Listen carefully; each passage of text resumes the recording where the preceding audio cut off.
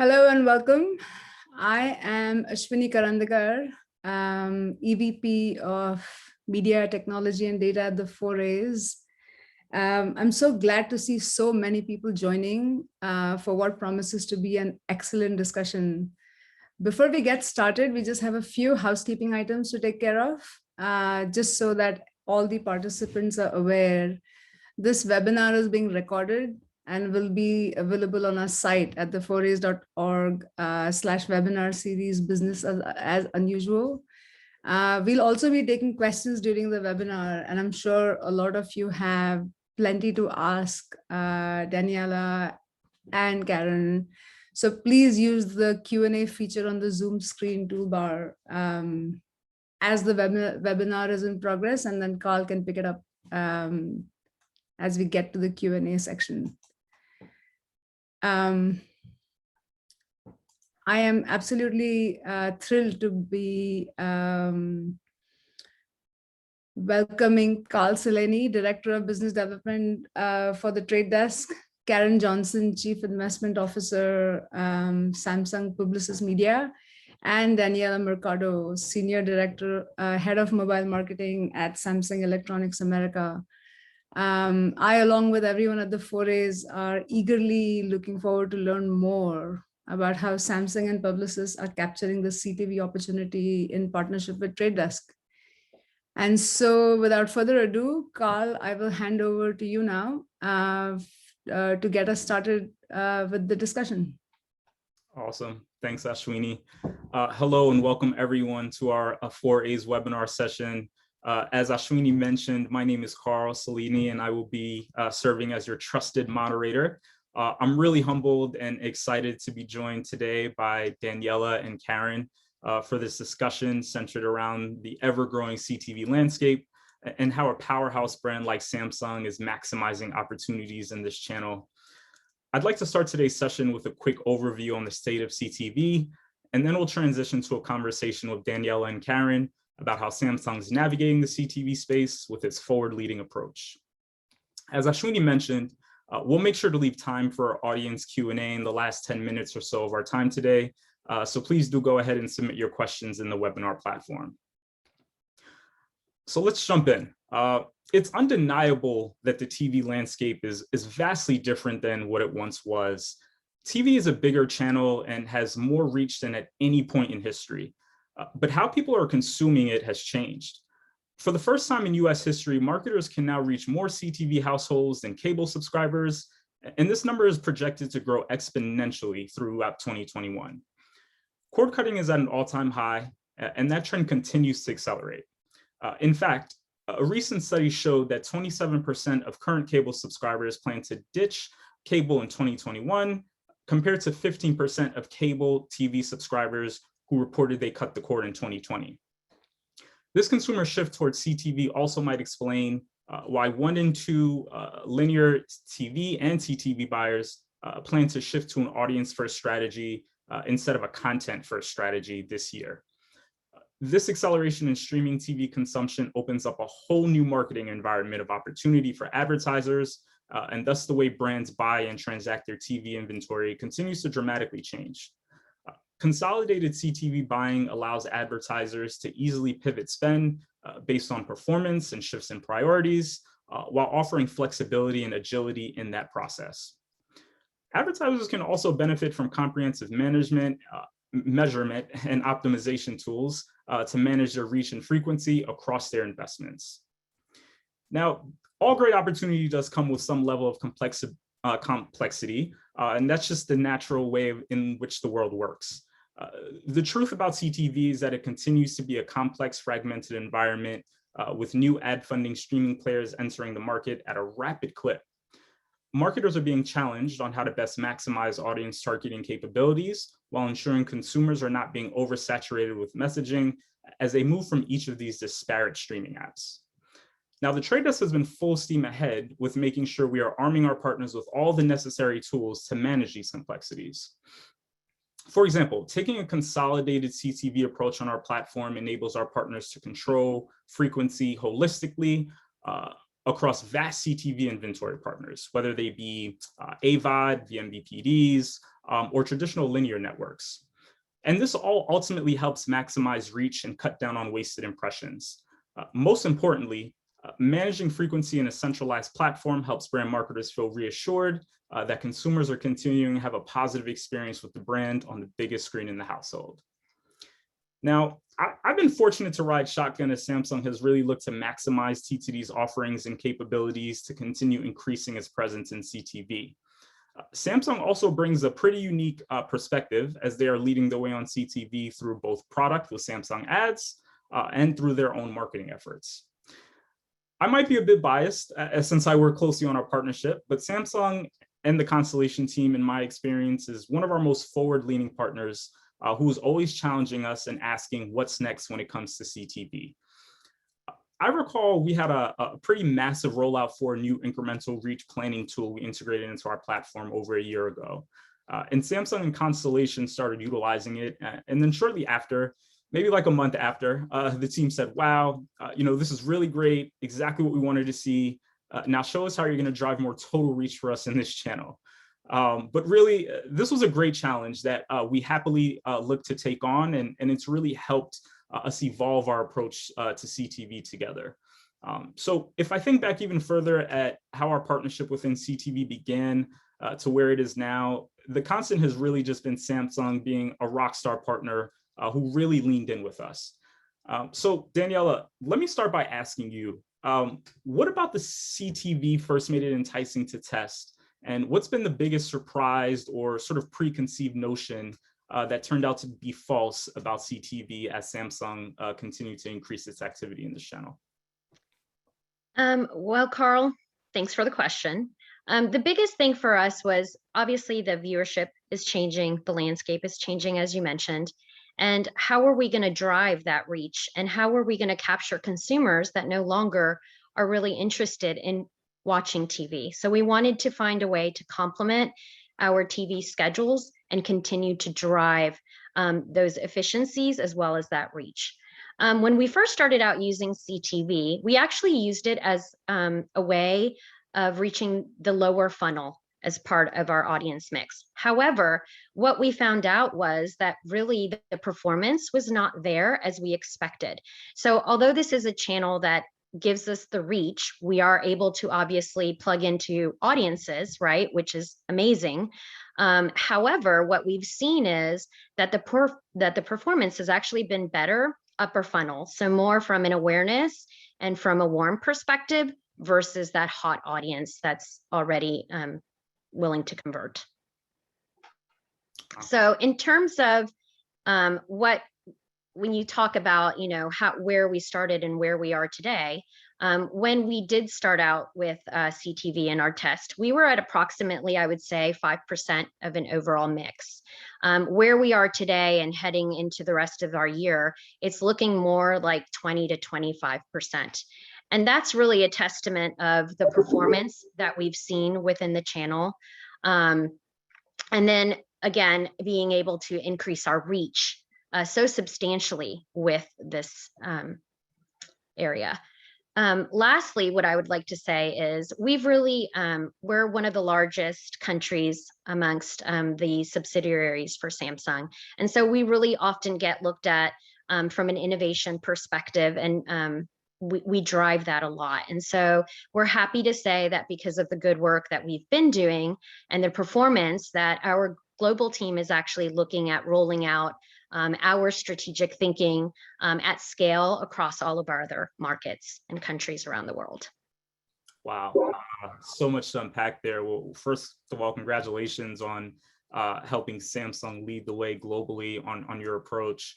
But I do want to go back to the numbers you shared. That's really amazing growth. And, I think at the Trade Desk, we are always out talking about how the share shift between linear and CTV is changing rapidly. But to hear a brand like Samsung actually reinforce it with real double-digit growth numbers is just really encouraging. Karen, anything you would add here in terms of why CTV was an enticing recommendation to make to Samsung? Yeah, as Daniela mentioned, I think for us, CTV is really enticing just because we can apply those digital like capabilities in that more premium big screen experience, so reaching that high value target, but someone who's still familiar with the living room and that like kind of co-viewing experience. And I think for Samsung specifically, something that's been exciting for us is just when we're looking at, what's running in CTV, being able to look at how that ties to business outcomes. So specifically for Samsung, obviously a lot of our sales happen within carriers and within retail stores. So by being able to look at registrations from a total perspective and tying that back to the CTV impression, we're really able to see, how those different audiences are working and messaging strategy in terms of overall performance. So that's really helped us in terms of growing, as Daniela mentioned, our growth in total spend. And I think, also you were asking about some preconceived notions, which I think is really interesting for some of the stuff we've seen that we've been surprised on is we look at brand lift, brand favorability metrics as we're looking at the overall performance. And proud to own. And it's been interesting because as we've run within linear and run within CTV in the same exact content and similar creative length, looking comparatively, the results on CTV a lot of times have been higher in terms of those brand favorability. So for us, I think the hypothesis is that it's an environment you're leaned into, you're expecting to see the ad loads lighter, but you get more of that warm and fuzzy feeling. Whereas if you're looking at TV and it's something, you're paying for cable and you still have to watch the ad, it doesn't give you that, as much warm and fuzzy feeling. So it's been interesting to look at that. And also, just been looking, as I mentioned, the measurement piece is really pulling apart CTV. So as we look at, these nascent channels, we want to be able to look at what the outcome is a really controlled way and make changes sooner and earlier by pulling apart the TV performance with linear, how they complement each other and how they're performing separately as we're looking at kind of that next best dollar spent, which has helped us in terms of our overall growth. Such a great insight in terms of the results you're seeing for CTV on things like brand favorability. I think what you're saying totally makes sense, that CTV creates that more leaned in experience as consumers are personally seeking out the content versus something that just might have been on TV at the time. Switching gears a little bit, Karen, can you talk a little bit about the benefits consolidating with a partner like TTD brings Samsung for CTV? Sure. I mean, I think, consolidation, it's really all about control. We want better control of our media investment. What we're doing from a planning perspective, from buying and optimization, and working with a platform like TTD really helps us with that. I think there's, three different main areas, one being audience management. So we want to look at, who are we reaching, how frequently, very important, how frequently we're reaching the audiences and being able to control that and really controlling the messaging that we're delivering to them. I think, another important piece is just integration with other channels. So we've done a lot with ACR data in terms of looking at exposure data for who's been exposed from a linear perspective. So we're then able to target those, unexposed users to drive more unique reach in this area. I think, in general, ACR data is really valuable from a tech perspective because as you look at the sub starting to decline from a cable perspective, from a satellite perspective, you want to make sure you're still reaching those cord cutters. And so looking beyond set-top box data is really important for us in terms of these insights.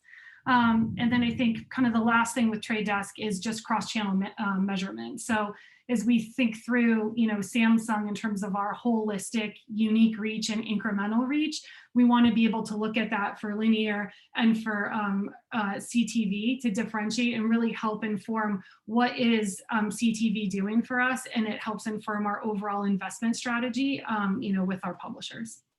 Yeah, the opportunity to connect the big screen in the household with other channels like OLV and display to bring users down the funnel is just an amazing value add for a brand, I think.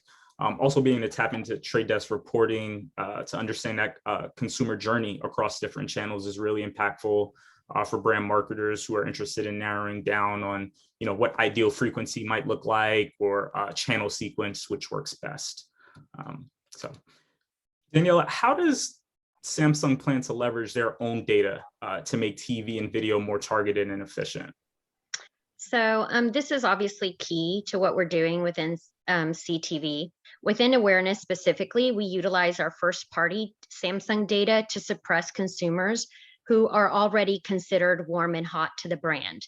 So by removing consumers who own 2+ Samsung devices, that's creating an efficiency for us. In addition, suppressing recent device purchasers is also another way to mitigate waste in the space. And we're actually hitting those consumers that we're trying to push within the funnel.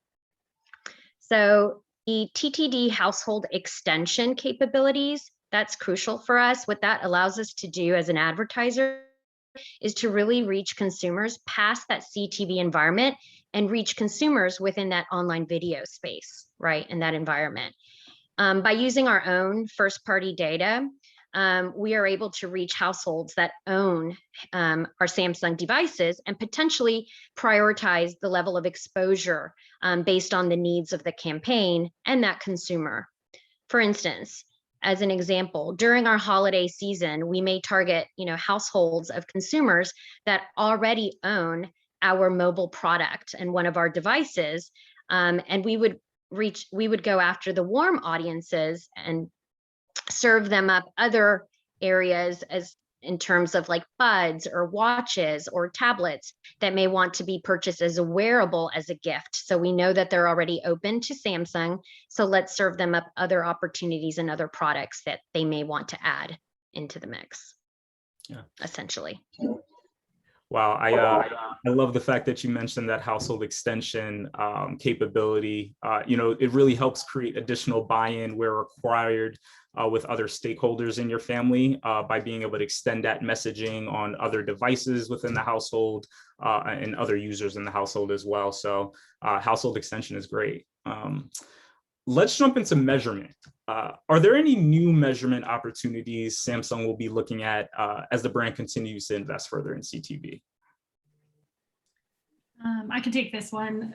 Just in terms of, measurement right now, what we look at is a lot of, again, those brand favorability metrics, which are more, longer term. There's some short-term KPIs we look at just in terms of stuff like, completed views. But overall, we want to look at outcomes. And so as we look at the future and where we're really driving things, we're looking at more of a pixel-based measurement solution. So Danielle and I have been talking a lot about TV attribution, because as we look at this, it'll allow us to see the outcomes for linear and CTV together. And it also really lets us get more granular in terms of looking at things like, creative wear out. Does a 15 perform better than a 30? Or we have our big foldables launch coming. And as Daniela was just talking about, putting wearables with foldables in terms of, say, a holiday season, but also it's something where if we get this attribution data, we can look at when we put the two together in a pod, does it perform better than when we do it separately? So those are a lot of the opportunities that we want to look at as we drive our measurement strategy forward, just to tie it even more closely to outcomes. And sticking with the theme of measurement, how is Samsung bridging the gap between traditional TV measurement versus digital measurement, as we know CTV falls between both? I'm going to let Karen take, but we are working on bridging the gap, as Karen mentioned. I think because right now, the two areas that are so different from a measurement perspective and what's out there is very limited in terms of combining the two. TV is still a little different, obviously. Yeah, I think, we do talk a lot, especially with Samsung, they're viewed differently. The currency is different, so it's hard to bring the two together. But I think it's no secret that we definitely need both of them in our mix, which, we've seen in terms of that growth. So, without something like TV attribution, it's really hard to compare, which is why we're looking into it. But at the end of the day, it's interesting because if you think about it, it's your impression based for digital, and then it's your demo based, right, for TV, and so, or for linear. And so as we're looking, we want to, have something that is an impression compared to an impression, and not have to reverse engineer into a demo. So as we work on that and work on, getting there, we really think about taking currency for Samsung out of the picture, right? We want to think about the value of that exposure, knowing that it might be across multiple households, or it might be CTV from an individual. We want to think about the overall exposure and understand, are there things we can do in our buys to make changes that's going to offer a better outcome for one versus the other. We joke a lot about, from a digital perspective, Danielle is probably tired of me hearing me say this about commoditization, right? It's like, everyone has access in digital to a lot of the same data, to the same match partners, the same algorithms. And if you think about it, the same from a video perspective, CTV and linear, it's very much, everyone wants that common currency, but that's going to be commoditized too. So we actually want to lean into this gray space because that's where we see the opportunity, right? So it's a little bit about instinct and a little bit about art to figure out, like, what are those outcomes we can get to really drive results. So maybe it's something as simple as, hey, this shows us that this cable program performs really well. We're going to heavy up our investment in that because that's going to be an advantage over, our competitor until they figure it out. So that's, really how there's issues in terms of bringing them together, but we're trying to take advantage of that and drive results now. Yeah, that's such an interesting point you raise about identifying a piece of cable programming that drives an outcome. We've seen some brands use our reporting suite, which now includes content signals like genre, live versus non-live, and content length to evaluate what's driving the best conversion performance, which you can then use to help inform linear investment in terms of finding and investing further in particular programming moving forward. So I think it's just a great example of how CTV and linear can continue to complement each other in the near term. If I could pivot a bit and ask you, Karen, what are your thoughts on how the planning process could change for Samsung in a world filled with data and business outcomes?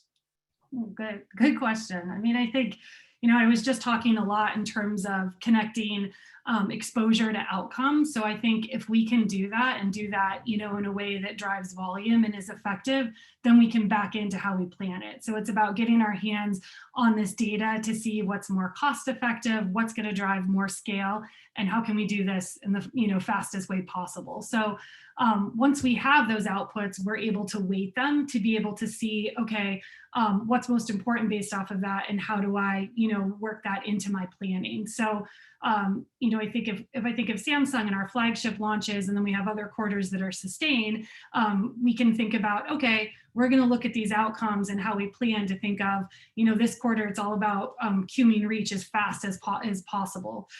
Whereas the next quarter, it might be more about sustain and efficiency. So by connecting to those business outcomes can really help us in terms of how we're putting things forward. I think, another point here to bring up is just looking at data from the past is very powerful, and we want to make more. The thunder and lightning is completely distracting me right now. Hopefully my power stays on here. I don't know if it's raining for anyone else in the New York area, but hope for the best. Yes. Anyways, is that as we look at, moving from something like Nielsen post data to looking at more near real-time data so we can make decisions. So this is where, working with Publicis in partnership with Daniela and the Samsung team, we have the clout in the marketplace, we have the relationships where we're negotiating that flexibility. So when we get this data, we're able to make changes, and that's the hope, to make changes in more real time to our schedules based off of, these movements and learnings that we have. So, to tie it back to your question, like, yes, I definitely think having more data is going to change the way that we plan. Yeah, that's amazing when you talked about sort of shifting your flagship launches based off that near-term data, using real business outcomes to adjust future campaign KPIs based on near-term data. Sounds like a heck of an advancement when thinking about optimizing TV. I think the gift and sometimes maybe the curse of programmatic is, in a world where you can measure almost everything with programmatic, it's really critical to sort of cut down on the noise and zero in on the data points that's most meaningful and closest to real business results. So really love that. I'm curious to hear, how does FEP OTT inventory from traditional linear networks fit into Samsung's CTV equation? Are you all applying audiences and consolidating there as well? Yes, the answer is yes. We are applying those audiences. Obviously, a lot of those ads are not skippable, so making it much more desirable, obviously from an advertiser perspective, not necessarily from a viewer. If you can skip, if you can't skip, you're going to perform. We're not closed-minded enough to not know that sometimes people do take those opportunities to go grab a drink, pick up the phone or get online. However, they are definitely a part of the mix. And I think obviously a little bit more so now than in our past. And I would just add to that, I think, as we look at it from an FEP OTT, we like to take kind of what I like to call a layered cake approach, which means that we realize that the content lives within the network. So we always want to start there, right? And we want to create opportunity within networks to really make advantageous deals from a linear perspective, but then we commit dollars where there's flexibility. So if we have flexibility in terms of how we transact, whether it's a PG deal or a PMP deal, that's where we find success. We want to, start there and then layer in the PG deals and more distributed audience deals, for that efficient reach. Interesting. While we're on the topic of PG, why is it important to Samsung that the shift from linear to CTV is not solely grounded in PG deals? I mean, I think, as working with Daniela and team, we talk about, we want to transact in a way that's most beneficial to Samsung to really deliver scale and pricing. And so our ultimate goal is really able to manage delivery of that messaging to key audiences. So if I look at PG deals, it's guaranteed delivery of impressions, but it all goes back to that control, right? There's limitations in terms of our ability to control those buys, such as the frequency capping or the messaging sequencing.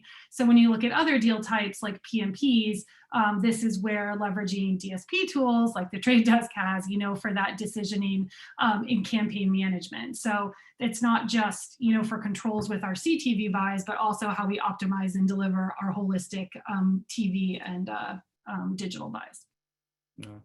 Yeah, I couldn't agree more. One of the things that we've always believed at the Trade Desk is that the value and ROI of an impression really increases exponentially when data is applied. Programmatic guarantee does, to your point, Karen, offer value to both advertisers and publishers in the form of guaranteed impression delivery, but it doesn't help brands fully realize the potential of programmatic. So we believe PG should be an initial on-ramp that helps brands bring things like direct IO dollars into programmatic pipes, but then it should hopefully lead to fully decisioned media. It really shouldn't be sort of the end-all be-all of what brands should be thinking about. But awesome. So we'll jump into audience Q&A in a few moments. So just a reminder to please go ahead and submit your questions in the webinar chat, and we'll do our best to go through them. Now, in addition to making sure everyone goes out and gets that new foldables, what else do you both need the industry to do to support you as representatives of Samsung? So there's 3 key areas for us that are important. And I'm going to start with number 1, consistency from a measurement perspective, and those standards across all of video, specifically TV. As we all know, there are limitations and gaps to current industry measurement solutions like Nielsen. We have a difficult time assessing opportunity or scale within individual apps. And it's difficult to compare to linear TV measurement. And that's really, a big driver for us. How do we solve for that? Ad verification is another one. Although there's progress being made, there are limited options for verifying delivery. We want to know that we've put our money there and that people are seeing our ads, right? Through traditional third-party partners like DV, IAS, and Mowat. I think there is definitely more opportunity in that arena for sure. And then lastly, we've been talking about this actually for a long time, frequency control across our buys. Are we gaining reach or are we gaining frequency, right? And so there's a toggle between those two. So either through partnership with the ad servers or the publishers themselves, is there a potential for too much overlap across the same premium and supported content? How do we know whether we need more or less of one or the other? So tools to help us with those would be awesome. Yeah, and I would just add to what Danielle is saying, in terms of the hot topic, you hear a lot about that lately, common currency or, walled gardens. And so I think, for us in Samsung, we're really in favor of anything that builds bridges versus walls. Anything that'll really allows us to connect a common data set to see what's working. So overall, super optimistic about what's happening in the industry overall. And we're really excited to, rally around the transaction currency, as Daniela was talking about. And at the same time, we're still focused in terms of, not necessarily waiting for that. So helping drive that, but also take advantage of what we have right now that's at our fingertips. And so a lot of that is trying to break down different barriers and opportunities without that transaction data to still see what's driving those results and how do we, continue to move forward. Yeah, wow.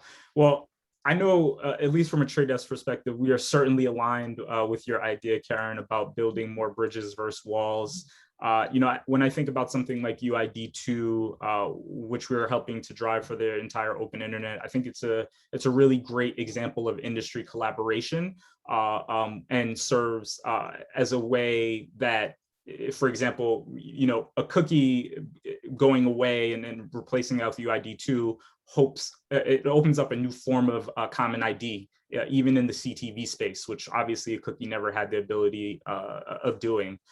So, much more to come there, but really excited, at the conversations and engagement we are having across different industry partners, including major TV partners that are really helping us drive the scale and adoption with UID2. So before we jump into audience Q&A, I have somewhat of a more lighthearted question. All this talk about TV has got me wondering, what's the one must-see thing on TV that either of you are watching right now? So for us, it would be, and for me particularly, it would be the show Exposure on Hulu. That's actually a show that we helped co-produce with our Publicis creative agency, BBH. If you haven't seen it, it's the first of its kind with the content integration brand, and it's phenomenal. It really integrates our product line in a way that's very organic to the consumer. So it's funny, it's heart-wrenching, it's a reality show based on photographers out there. And so, as you guys know, we have an excellent camera story to tell. And so we wanted to find a way to tell that story in a different way. So if you haven't watched it on Hulu, please do so. It's awesome. We had a lot of fun doing it. That's awesome. Yeah, I will definitely tune in. I'm actually really excited to watch. Well, now you can binge watch. So that's my favorite, which is also great about, CTV. That's awesome. I would say outside of Exposure, speaking of binge watching, I have a 12-year-old who's been making me binge watch The Golden Girls, which I cannot get that theme song out of my head. So you hear me singing that. That is where a lot of my time has been spent lately, trying to be a good mom. Awesome. I find myself binge watching old shows that I've seen a lot in my life. 24 is one of my most favorite shows ever that used to be on Fox, and I just started watching all those seasons over, and there's about 7 of them. So you would think I'd be tired of it and want to search new content, but that's what I'm deep into right now. Awesome. Let's jump into some of the audience Q&A. Let me see here. So let's look at this first question here. How has Samsung approached CTV from a creative standpoint? Are you leveraging any exciting new formats or thinking differently about campaign creative for this channel? So we are doing a lot of work in the area currently. There's some other changes that we've made, and we hope to progress and move that along a lot faster, sooner than later. But there is some distinct messaging coming soon, for sure. Now that we have our feet wet in the space. Yeah. So I imagine your conversations with your creative teams are getting a bit more technical and nuanced. Correct. Well, there's a lot more funding that is needed to create all this different creative that is needed. So that's always a question too. Who's going to pay for it, right? That's a fun conversation. Mhm. I'm sure. Okay. What would you share with other advertisers who are curious to shift buys from direct IO to programmatic activation? I think we've talked about this a lot today, just in terms of you want to have more control, right? So that's one of the really exciting things in terms of shifting over to programmatic activation is you can really maximize your CTV investment by having control over those audiences, the duplication of where you're running from a apps or publisher perspective, the frequency that you're hitting. So there's a lot of positives in terms of managing your overall investment strategy and having more of that control. I would say the one thing, if I'm being completely honest, and don't judge me here, Daniela, but is the work that is involved in terms of setting this up. So, as we look at, it's the prep work that you have to do for this before you even run your first impression. And so a lot of it is in terms of terms and conditions with publishers, working with the networks in terms of the infrastructure setup so that you can be successful in terms of what you're doing. So working with the team right now on this for this year's upfront, and always learning a lot, and happy to push forward, but it is a lot of prep work. Yeah. I really love that you bring that up, Karen, because I think that's one of the areas where the Trade Desk has looked to really lean in more with our partners to make sure that you're not alone when you're going out and trying to figure out all those nuances when it comes to, a linear TV network's tech stack and what their ad server looks like and what that means for PG versus PMP. So, we really are really all about helping take as much of that prep work out of the equation as possible for our partners to really make sure you're set up for success and have a really solid understanding of the pipes and how they're going to work and what, if any, limitations you might encounter. So really, really love that point. All right, here's our next question. With channels like CTV growing rapidly, advertisers are able to remain agile and increase the personalization across their marketing campaigns. Can you talk a little bit about how CTV makes it easier for Samsung to remain nimble? I think one of the things that's so important about CTV and why it's so relevant is obviously the younger generation, right? They are the cord cutters. They want to be able to watch what they want to watch when they want to watch it. And if they want to watch one episode, they watch one. If they want to watch 10, they can. Not only am I in this space from a marketing perspective, I also have a teenager at home. And so I have my own cord cutter that definitely, although we continue to have DirecTV in most of the house, not in her room. Obviously, she doesn't watch anything unless it's streaming. And so I think that's interesting. And it kind of speaks to that flexibility that they're looking for. Yeah, it's a great point. I had the privilege of babysitting my nephew over the weekend, and I was just amazed at how many episodes of something they can just continuously watch and just not pull away from the screen. I mean, he just sat in a corner and just used his phone the whole week, pretty much the whole weekend. I mean, he didn't really want to spend time with me, but again, that leaned in CTV experience, for better or worse, is something that is really engaging. Here's another question from our audience. What are your thoughts on what publishers need to do to make the experience better for consumers? I think in terms of flexibility, CTV allows you to surround a whole piece of content, not just, splashes to make an impact here and there. I recently was watching, some TV myself, and what I noticed was another advertiser, Walmart, that did a really great job in sponsoring the viewing experience. And so instead of having, 12, 14 commercials throughout the show, or however many there are, Walmart really started out at the beginning and at the end, and really bringing that unique to the consumer, where they didn't have to show the ads, so many times. And so I walked away knowing that it was Walmart giving me this, commercial free environment, which is, usually a plus to consumers, right? We're also seeing a lot more shoppable and custom ad opportunities emerge.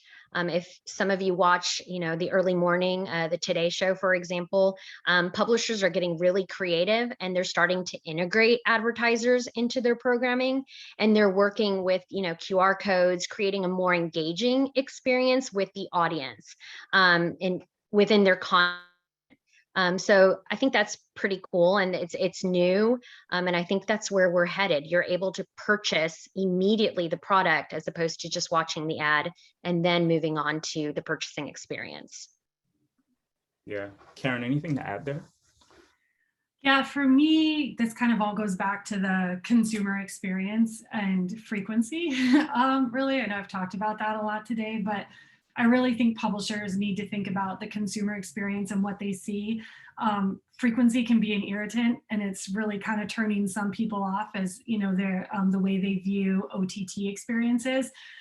So I think for consumers, publishers really need to get the frequency under control, because it's like, you think about it and you have, as I mentioned earlier, you have content coming from that we're working with the networks first. So say it's coming from NBC, but then it's going to an SSP, to an aggregator. So you could have someone, like a Roku, or someone who has 5 different SSPs, and nobody's really managing for that frequency. So a lot of times, I know, just talking to friends across Publicis, CMOs are getting hit by 5 of their own ads. So they're the ones who are, complaining about this. And so it's like, how do we look at focusing on user design and experience? How can we improve that experience in terms of the, quality of time they're spent there? How do we use things like ACR data on smart TVs to really help optimize who, the audiences that we're reaching, prevent that over delivery? And also just transparency in terms of like where inventory is being, inventory is being bought and sold. So publishers give us that insight. We can work with them from a brand and an agency perspective to really, make that experience more beneficial for a consumer. Yeah. Let's be honest. I think we all hate seeing that sort of pre-canned backdrop that says we'll be back momentarily when we're shooting. So anything we can do to cut down on that, I think would really be great. Let's see what other questions we have here on the chat. This one's from Kyle. Does Samsung see future investment in more interactive CTV advertising, or see a shift in CTV as a channel that's more DR focused? Want me to take that one, Daniela, or you want to? Yeah, go ahead. Yeah, I mean, I think a lot of this really, I don't think we see it as just DR focused. We really see it as understanding, as I mentioned before, as much data as we can get our hands on, and connecting that data is going to help us in terms of how we're planning our strategy. So even from, an interactive perspective, we want anything that's more disruptive and engaging with the consumers, but we want to have that data to show what results that is. And there might be, different places for that in different pieces of the funnel, but we want to know how those all work together and the results that we're driving, so we can continue, to make shifts. We like to think of it as kind of, like this Moneyball approach of what's going to drive that best result, and how do we make those changes as we move along. Awesome.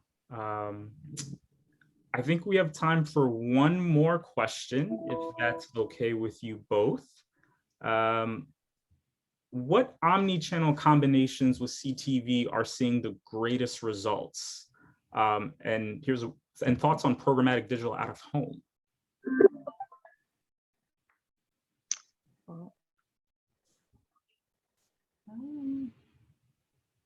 I'm not seeing that, but I can say, as we look. Oh yeah, sorry, Daniela, did you want to go? No, go ahead, and I can. And chime in. I would say overall, as we look at from an omni-channel perspective, we like to look at fluidity across. So we're looking at the performance of CTV in combination with what we're doing from a social and rest of our programmatic experience. So, as I mentioned earlier, like looking at a lot of the ACR data right now, a lot of times we're targeting users who haven't been exposed with a CTV message, but we can also use that for remessaging users who have been exposed to bring them further down the funnel. So we definitely like to look at how everything works together from a performance perspective. And I would say, out of home is something that we've tested in the past, definitely something that we're looking at for some of the bigger launches we have coming up, but doing it in a smart, strategic way in terms of driving that disruption. So, we're looking at ways where we can have more ownership during certain, time frames or surrounding certain sporting events, stuff like that, to really help tie together our overall media investment. Yeah, that's great. Yeah, and I think out of home is one where, we've been making a lot of headway with innovation and giving brands the opportunity to do things like retargeting based on people who are within the vicinity of those screens and connecting it in other channels of your buy. So really exciting stuff for another nascent channel that's really growing pretty rapidly. Daniela, Karen, thank you both so much for being so willing and open and generous with your time. I really enjoyed the conversation today, and I hope we do have an opportunity to do it again. And thank you so much to the 4As for providing us a forum to have this conversation. So Ashwini, I will turn it back over to you. Perfect. I have to say, I was hoping the conversation wouldn't end.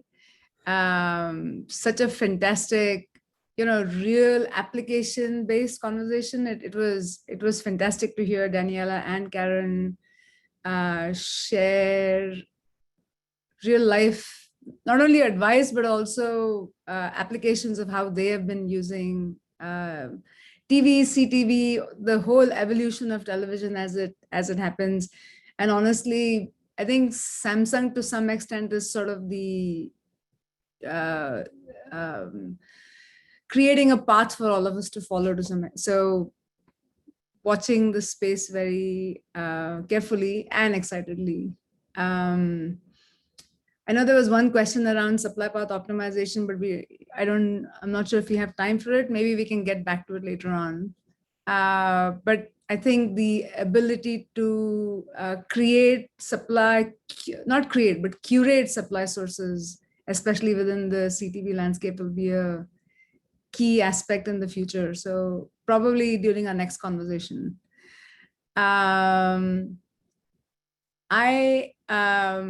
In closing, I just wanted to share with everyone where they could reach back to the trade desk in case they had questions around CTV or understand more about the products and services. So they could reach trade desk at this email address, northamericamarketing@thetradedesk.com. And then in closing, I want to thank everyone who joined. I hope you found the conversation as insightful as I did. Here are our two next upcoming webinars. One is about the vaccine mandates and return to office protocols, which I think we are all trying to figure out and sort out. That webinar is June 10th, 1 to 2:30 p.m. EST. So definitely join if this is something that you are working on towards helping your organization with. And then the second one, June 23rd from 5 to 7 p.m. Eastern, is all around talent and understanding, how do you challenge status quo? How do you figure out the disruptive perspective, etc.? And so I think this the second webinar specifically focused around talent will definitely be very interesting. So hopefully we'll see all of you back for these two webinars. I want to thank Daniela, Karen, and Carl one more time for joining us and for such a fantastic discussion overall. Thank you for having us. Absolutely. Thank you. Thank you.